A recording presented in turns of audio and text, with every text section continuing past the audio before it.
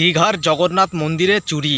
হ্যাঁ, আপনারা ঠিকই শুনেছেন, দীঘার জগন্নাথ মন্দিরে মোবাইল চুরি ও মানিব্যাগ চুরি। হ্যাঁ দর্শক, একজন ইউটিউবার সেখানে ভিডিও করতে গিয়েছিল, তার মোবাইল চুরি হয়ে গেছে। হ্যাঁ দর্শক, সেই ইউটিউবার লোকাল থানায় কমপ্লেন করেছেন।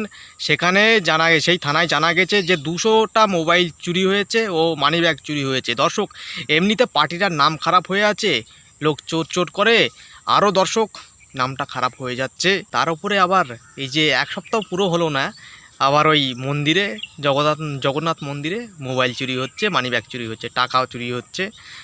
কি বলবো দর্শক, এমনিতে নাম খারাপ হয়ে রয়েছে। দর্শক, আপনারা সেই ইউটিউবারের ভিডিওটা দেখুন, কি বলছেন সেই ইউটিউবার। লোকাল থানা থেকে আমি জিডিটা করালাম।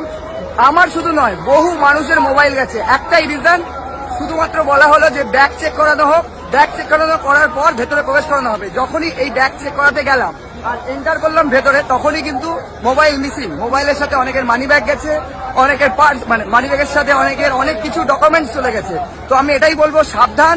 তোমরা যারা ভেতরে প্রবেশ করছো তারা কিন্তু সাবধানে প্রবেশ করো। প্রায় 200 ফোনের ওপর মিসিং। আমি এক্ষুনি জিডি করে এলাম, কিচ্ছু করার নেই। আমি যখন লোকাল থানাতে গেলাম, তারা বললো একই সমস্যা, লাইনের পর লাইন মানুষ দাঁড়িয়ে আছে।